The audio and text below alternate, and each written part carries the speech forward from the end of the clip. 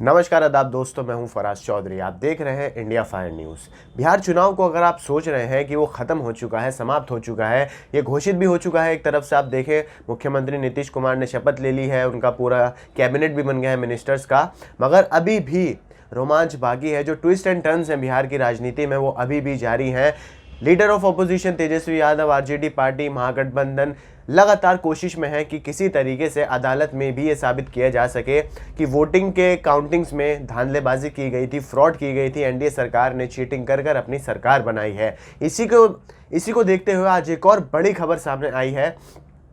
जब ये आरोप लगाया गया है आरजेडी के द्वारा, तेजस्वी के द्वारा, कि वोटिंग की काउंटिंग से जुड़े, वोटिंग बिहार राजनीति के चुनाव से जुड़े हुए कागजात सड़क पर पड़े हुए मिले हैं। सड़क पर, जो कि कागजात स्ट्रॉन्ग रूम में होने चाहिए थे, वो रूम जहां पर सिर्फ ऑथोराइज पर्सन्स को ही जाने की इजाज़त होती है, उस रूम के कागजात सड़क पर पड़े हुए मिले हैं आरजेडी को। इसका इल्ज़ाम उन्होंने लगाया है एनडीए पर, इलेक्शन कमीशन पर। पूरी खबर क्या है आप देखिए, जनसत्ता में ये खबर छपी हुई है। स्ट्रॉन्ग रूम में होने थे मॉक पोल से जुड़े कागज़, पर मिले रास्ते में। बोले तेजस्वी यादव, दोषी न हुए बर्खास्त तो चुनाव की रस्म अदायगी क्यों। इसकी पूरी बात मैं खबर आपको बताऊंगा अच्छी तरीके से, मगर उससे पहले आप ये जानिए कि मॉक पोल आखिर होता क्या है, क्योंकि मॉक पोल से जुड़े हुए कागजात मिले हैं सड़क पर। तो मॉक पोल में 50 वोट डालकर एजेंट को दिखाया जाता है कि जिसे वोट पड़ रहा है वह सही जगह पर जा रहा है या नहीं। मतलब चेकिंग की जाती है कि जिस पार्टी को वोट डाल रहे हैं उसी पार्टी को वोट जा रहा है या नहीं। इसके बाद सभी बटनों की इससे जांच की जाती है कि मशीन पूरी तरह सही काम कर रही है। इसके बाद इसकी पर्ची को लिफाफा में डालकर डिब्बे में सील कर दिया जाता है, मगर कहानी कुछ और है। डिब्बे में सील कर दिया जाता है, मगर डिब्बा ही खुला हुआ, सील टूटी हुई पड़ा हुआ मिला है रोड पर। कागजात भी रोड पर पड़े हुए मिले हैं। पूरी खबर मैं अब आपको बताना शुरू करता हूं। तो बिहार विधानसभा चुनाव में हार के बाद महागठबंधन लगातार कोशिश में लगी हुई है, सवाल खड़े कर रही है वोटिंग काउंटिंग के ऊपर, बिहार चुनाव के ऊपर, परिणामों के ऊपर।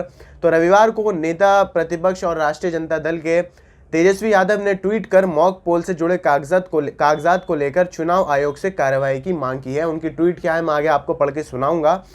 बात यह है कि दैनिक भास्कर की एक रिपोर्ट के मुताबिक माने तो दरभंगा के केवटी विधानसभा क्षेत्र के एक मतदान केंद्र के मॉक पोल का लिफाफा स्ट्रॉन्ग रूम के बाहर पाया गया है। दरभंगा के केवटी विधानसभा क्षेत्र का ये मॉक पोल के कागजात हैं जो कि सड़क पर पड़े हुए मिले हैं। किसको पड़े हुए मिले हैं, कहाँ पड़े हुए मिले हैं और कंप्लेन किसने कराई, मैं अब आपको ये बात बता रहा हूँ। केवटी विधानसभा क्षेत्र की मतदान केंद्र संख्या जो है वो 84 से जुड़ा मॉक पोल का लिफाफा स्ट्रॉन्ग रूम में होने के बजाय आरजेडी के वरिष्ठ नेता अब्दुल बारी सिद्दीकी के सरकारी आवास पर पाया गया है। अब यहाँ आप थोड़ा जल्दबाजी मत कीजिएगा। अब्दुल बारी सिद्दीकी के आवास पर पाया गया है, इस लाइन के आगे भी सुनिए कि क्यों पाया गया है और कैसे पाया गया है। सिद्दीकी को यह लिफाफा सड़क पर पड़ा हुआ मिला था।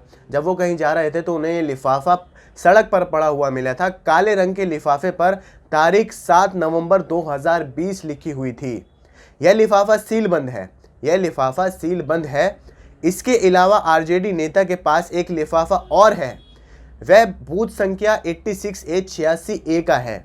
यह खुला हुआ है और इसमें भी मॉक पोल से जुड़े कागजात हैं। तो दो कागजात मिलते हैं आरजेडी के नेताओं को, जिसमें एक कागजात जो होता है वो पूरा सील पैक होता है, सील ठप्पा होता है उसके ऊपर। जो दूसरे कागजात मिलते हैं जो कि 86A बूथ संख्या के होते हैं, उसकी सील टूटी हुई होती है और लिफाफा खुला हुआ होता है, जिसमें इतने ज़रूरी मॉक पोल, इलेक्शन से जुड़े, चुनाव से जुड़े हुए कागजात होते हैं। इसको लेकर तेजस्वी ने ट्वीट कर लिखा, आप वो ट्वीट सुनिए। मॉक पोल से जुड़े कागजात स्ट्रॉन्ग रूम में होने चाहिए थे, रास्ते में पड़े मिले। चुनाव आयोग को इस घटना की गहन पड़ताल कर दोषियों को नौकरी से बर्खास्त करना चाहिए। अगर ऐसा नहीं होता है तो फिर चुनाव कराने की रस्म अदायगी भी क्यों।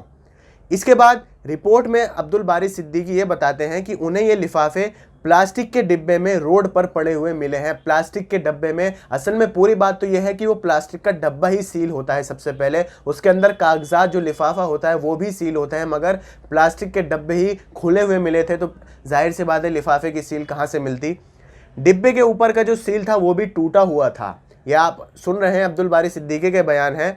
एक महिला के हाथ ये डिब्बा लगा और उन्होंने इसे सिद्दीकी तक पहुंचाया। सिद्दीकी इसे दिखाते हुए कहते हैं कि मैं केवटी से चुनाव हारा नहीं हूं, बल्कि मुझे हराया गया है। अब्दुल बारी सिद्दीकी केवटी विधानसभा से खड़े हुए थे। 3 बार यहां से वो लगातार जीत रहे थे, मगर इस बार ही वो हार गए।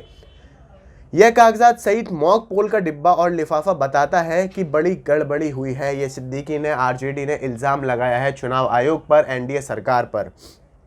बता दें, इस सीट से विकासशील इंसान पार्टी के जो नेता हैं मुरारी कृष्णा, उन्होंने 4890 वोटों से अब्दुल बारी सिद्दीकी को हराया है और जीत हासिल की है। 3 बार वो यहां से विधायक बन चुके हैं अब्दुल बारी सिद्दीकी, मगर इस बार बहुत बुरी तरह 4000 लगभग 5000 वोटों से वो हार गए। विधानसभा चुनाव में इस बार मतदान शुरू होने से 1 घंटा पहले मॉक पोल कराने का आदेश दिया गया था चुनाव आयोग द्वारा। सभी मतदान केंद्रों पर मॉक पोल कराने का निर्देश था, मगर उस निर्देश का अब फायदा क्या जब उसके कागजात ही सड़क पर पड़े हुए मिल रहे हैं। माना चुनाव खत्म हो गया है, माना परिणाम घोषित हो गए हैं, एनडीए की सरकार बन रही है, मगर जब भी चुनाव से जुड़े हुए जो कॉन्फिडेंशियल कागजात हैं, जो इन्फॉर्मेशंस हैं, वो ऐसे अगर सड़क पर पड़े हुए मिलने लगी तो आखिर जो चुनावों पर जनता का भरोसा है, या आप कह लीजिए लोकतंत्र में जो एक इतना अहम हिस्सा है चुनाव, उसके ऊपर से सबका विश्वास उठ जाएगा। तो लोकतंत्र में और लोकतंत्र को चलाने में एक बहुत ज़रूरी, आप पहिया कह लीजिए, एक पहिया होता है जिसे चुनाव कहा जाता है। और चुनाव एक ऐसा समय होता है, एक ऐसा पार्ट है लोकतंत्र का, जहां लोकतांत्रिक देश की जनता अपने अधिकार का इस्तेमाल करती है, अपने वोट्स का इस्तेमाल करती है और उस नेता को वो सत्ता में लाते हैं जो उन्हें पसंद आता है या जिनसे उन्हें उम्मीदें होती हैं। उस पार्टी की सत्ता बनती है जहां पर चुनाव होते हैं जो जनता की पसंद होती है। मगर बिहार चुनाव में शुरू से लेकर और अब तक ये रोमांच लगातार जारी है। जब से वोटिंग शुरू हुई थी, लोगों ने अपने वोट डालने शुरू किए थे बिहार में, जब से और जब अब तक, बीच में जब वोटिंग्स की काउंटिंग्स हुई थी तो भी बहुत बड़ा ड्रामा चालू था। कहीं न्यूज़ चैनल्स पर महागठबंधन आगे चल रहा था, तो कई बार एनडीए बढ़त हासिल कर रहा था, मगर अंत में एनडीए ने बहुमत के साथ अपनी सरकार बना ली। मुख्यमंत्री नीतीश कुमार ही चौथी बार मुख्यमंत्री बने बिहार के।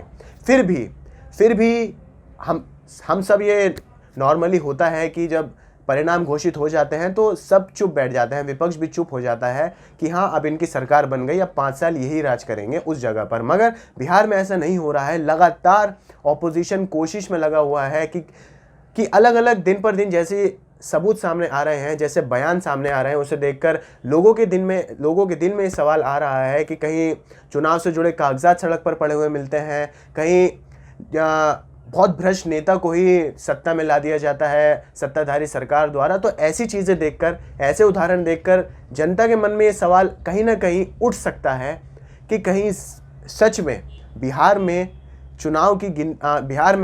वोट्स की गिनती करते वक्त कोई चीटिंग तो नहीं हुई थी, कोई फ्रॉड तो नहीं होता, कोई धांधलेबाजी तो नहीं हुई थी, जिसके बाद सरकार ने, एनडीए ने अपनी सरकार बना ली बिहार में। ऐसे सवाल भी जनता के मन में आ सकते हैं ऐसे उदाहरण देखने के बाद।